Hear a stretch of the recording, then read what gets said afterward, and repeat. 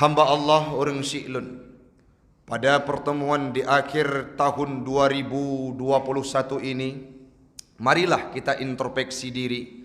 Marilah kita bahas ma yata'allaku bil qalb, segala sesuatu yang menyangkut dengan hati kita, dikarenakan disitulah inti semua permasalahan yang kita hadapi. Rasul pernah berkata dalam sebuah hadis, yang mana hadis ini kita dapatkan dalam kitab Arba'in karyanya Imam An-Nawawi. Dijelaskan bahawa inna fi jasadil mudghah, telah ada dalam tubuh manusia itu segumpal daging, kata Rasul. Idza saluhat saluha jasadu kulluh. Andai kata segumpal daging itu baik, maka kebaikannya itu akan mengaliri ke seluruh tubuhnya. Wa idza fasadat, andai kata segumpal daging itu busuk, buruk, tidak bagus, tidak baik, maka akan mengaliri ke seluruh tubuhnya. Salah seorang bertanya, apa itu ya Rasul? Ala wahia qalbun. Ketahuilah bahwa itu adalah hati yang kita miliki. Hati kita hamba Allah, tak ubahnya seperti seorang pimpinan di kalangan prajurit. Hati itu tak ubah raja di kalangan para bawahannya. Hati itu seperti pimpinan di bawah bawahannya. Hati itu laksana nahkoda dalam kapal di tengah lautan. Hati itu tak ubahnya seperti pilot dalam pesawat terbang. Hati itu baik, maka apapun yang dibawa oleh hati tersebut akan baik adanya. Menya pilot hana apa, menya nahkoda hana bere, menya pemimpin tidak bagus, maka akan terwujudlah sebuah hal yang impossible, yang mustahil, akan terwujud. Orang-orang yang berada di bawah naungan mereka akan baik adanya. Pesawat akan bisa landing dengan selamat apabila pilotnya bagus.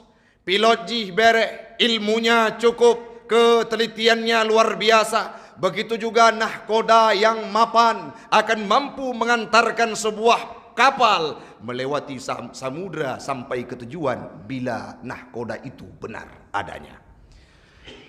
Maka tak sesuai kalau misalkan hati ini diibaratkan sebagai tampuk pimpinan dalam sebuah instansi. Orang-orang yang berada di atas itu tak ubahnya lagi hati yang dalam tubuh katanya. Andai kata ate yang kita temukan hari ini, ate long, ate dron, ate katanya Bandung adalah ate yang senantiasa bergelimang dengan akhlak-akhlak yang tercela. Hati-hati yang sabe dipenuhi dengan su'uzzon. Hati-hati yang senantiasa namimah, adu domba, iri dengki. Maka akan mustahil implementasi akhlak kita akan benar dalam kenyataannya. Menyaikun liati urang Syi'lun, long benci kesimpulan, maka anggota tubuh tanya pun akan ikut untuk membenci mereka. Maka tugas kita hari ini hamba Allah, katro ba ujung ton miladia Masehi, robahlah hati kita. Menyate kae tapu bere, menyate kae tapu jero, menyate kae tapu saloh, tapu jero, tapu perbaiki hati. Maka yakinlah implementasi akhlak kita, sikap kita, sepak terjang kita akan menjadi baik layaknya Rasulullah. Ini pesan Rasul yang disampaikan dalam hadisnya dan menjadi hal yang perlu kita renungi setiap harinya.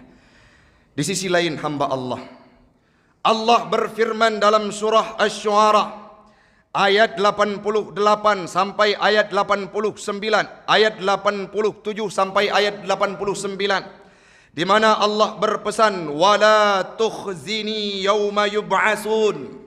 Jangan engkau hinakan saya ya Rabb, jangan engkau malukan saya ya Allah. Yauma yub'atsun, kala manusia itu dibangkitkan.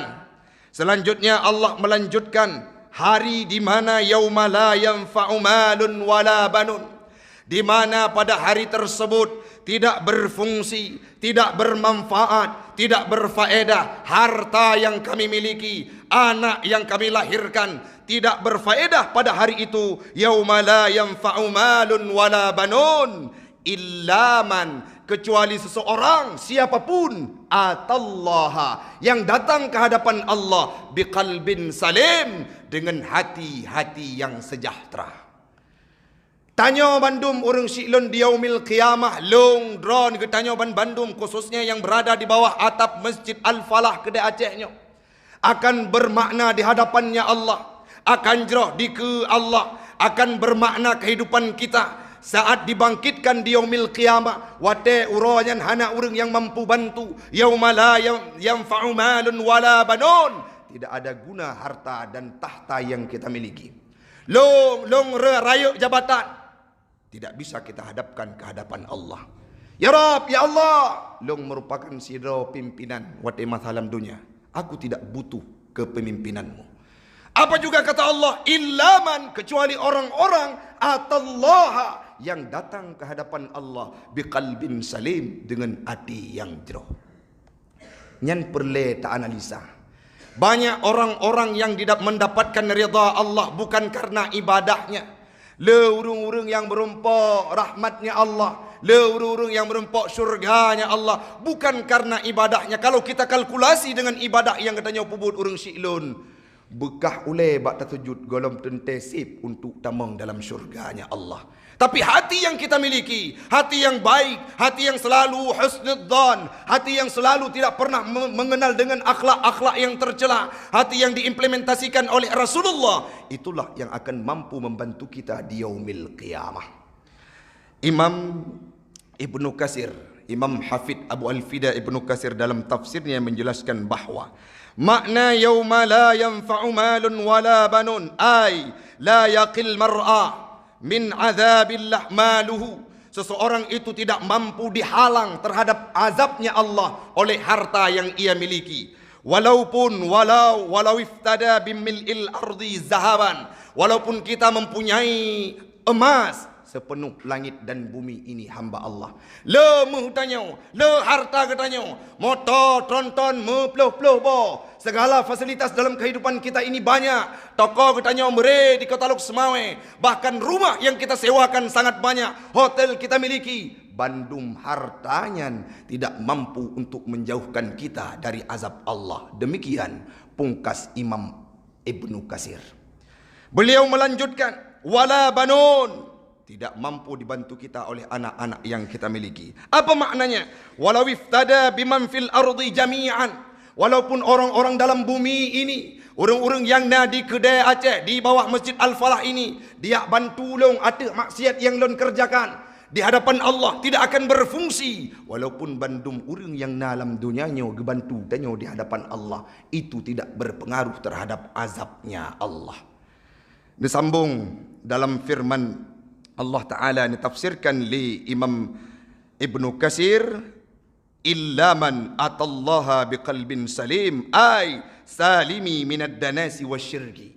Orang-orang yang menuju ke hadapan Allah dengan membawa hati yang salim, hati yang jerah, hati yang sejahtera, merekalah yang selamat dari di hadapan Allah dari azabnya Allah.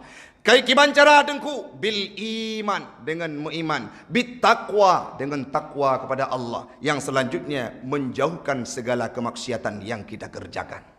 Orang-orang yang hati jerah, lagi ada pegah punah orang Syiklun, kiban takalan sidara orang God hati, maka kalenlah apa yang mereka kerjakan. Karena semuanya itu akan disugestikan dari hati. Menyati pegah baik, maka jarutannya tidak akan berbuat. Menyatakan hai gateh baik kajak pada tempat maksiat, kita akan berhenti di tempat ibadah. Menyatakan baik kajak pada tempat laknat, maka tubuh kitanya juga akan berhenti untuk sujud kepada Allah. Maka wajar wategekun qalbin salim salimi minad danasi wasyirki. Orang-orang yang memiliki hati-hati yang salim adalah orang-orang yang sejahtera daripada kemaksiatan, dosa yang ia lakukan dalam kehidupan ini, bahkan dari kesyirikan. Namun orangnya orang Syiklun, pertanyaan bagi Drawat, bagi tanya Bandung dan semua kita yang berada di Kota Lok Semawe, pertanyaan. Apakah kami termasuk dalam kategori hati-hati yang qalbin salim tengku? Ya Allah, termasuk kamu dalam hati-hati yang qalbin salim. Menurut Imam Ibnu Katsir, dua hal yang harus kita tiadakan semoga kita termasuk dalam qalbin salim. Apa itu? Mengurangi kemaksiatan dan dosa dan be'eruh gedanyo dalam kategori orang yang syirik. Namun jinoti tak buka mata. Kemaksiatan demi kemaksiatan dilakukan oleh siapapun yang berada di wilayah kita, baik di tempatnya, di bawah kemasjidannya, baik di Kota Luk Semawai dan pada umumnya di Indonesia. Makin hari frekuensi kemaksiatan itu makin meningkat, hamba Allah.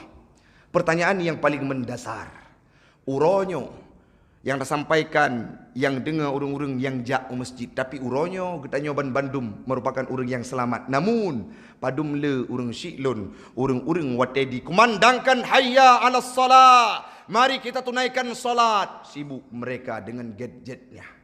Sibuk mereka di warung kopinya. Sibuk mereka untuk membahas hal-hal yang lara. Tidak terketuk hatinya untuk beribadah, menunaikan ibadah solat. Padumle uronyo urung-urung yang kubah sembah yang hana rasa beban. Kan tanyo, kita yang berada di bawah masjid ini alhamdulillah adalah orang-orang yang masih berstatement kenal dengan kiblatnya Allah, kenal dengan kiblat, dengan solat yang kita kerjakan setiap hari. Dalam semalam, setiap harinya 5 waktu 17 rakaat. Tapi ada di antara kita orang Syiklun, orang-orang yang katuha, orang muda, orang yang ubud, inong, dara, orang-orang yang kalumoh, bahkan kata wangan kuburan, meninggalkan solat tanpa ada rasa beban. Tengku baik dan pegah menan. Seandainya orang-orang yang punya kesadaran untuk melakukan ibadah solat, maka yakinlah tidak ada ruang kosong di masjid-masjid yang ada di tempat kita, khususnya di Kota Luk Semawai, bahkan secara umum di Indonesia. Kenapa? Penduduk Indonesia adalah penduduk yang sangat banyak. Andai kata mereka saat hayya 'alas salat dikumandangkan di masjid, di surau, di musalla, di menasa, mereka penuhi panggilan Allah, maka yakinlah tidak ada ruang kosong, semuanya mereka datang untuk sujud ke hadapan Allah, menunaikan ibadah solat. Namun apa yang kita harapkan, yang kita dapatkan hari ini, le manteng masjid-masjid yang kosong orang Syiklun. Inilah tugas kita untuk mengajak mereka, membentuk kepribadian mereka, menyadarkan mereka untuk meninggalkan kemaksiatan, meninggalkan dosa. Kenapa? Karena orang yang kubah dosa akan mendapatkan qalbin salim. Orang yang meninggalkan kesyirikan akan mendapatkan qalbin salim. Mereka-mereka lah orang-orang tersebut, kita dan getanya Bandung menyekam rempok legalitas selaku orang yang qalbin salim akan mampu hadir ke hadapan Allah dengan aman, tentram dan damai. Menyakam merempok ate yang jerok Allah karida terhadap getanya orang Syiklun, maka pasti Allah akan nejuk syurga untuk getanya yang na di masjid kedai Acehnya, untuk getanya yang na di Kampung Mulianya, untuk getanya yang na di Kota Luk Semawai pada khususnya dan umumnya di Indonesia. Semoga dalam tausiah singkat ini, dalam mau'idhah singkat ini menjadi manfaat bagi pribadi ulun tuan dan umumnya kepada jamaah sekalian. Ada beberapa hal yang perlu kita petik. Yang pertama, hati yang kita milikilah merupakan pondasi dasar untuk terwujudnya karakter yang mulia. Menyajroh hati, maka segala sesuatu dalam aspek kinerja kehidupan gedanyo akan jeroh orang Syiklun. Maka tugas gedanyo untuk papah hati, jo ubat-ubat hati yang jeroh, baik itu dengan berzikir, baik itu dengan baca Al-Quran, baik itu dengan memenuhi kajian, baik itu dengan ingat kepada Allah. Jo ubat hati supaya hatinya jeroh, sehingga menyaate kajro, maka jaro pun akan ikut jero. Menyaate kajro, mata getanyo pun akan ikut jero. Menyaate kajro, gatih getanyo pun akan melangkah di tempat yang baik. Yang kedua, hana mesidro urang, hana mesabo harta yang mampu bantu manusia di hadapan Allah, kecuali ate yang getanyo ate yang qalbin salim. Semoga getanyo Bandung akan mampu mendapatkan titel qalbin salim dan kita bisa leluasa untuk berhadapan dengan Allah Subhanahu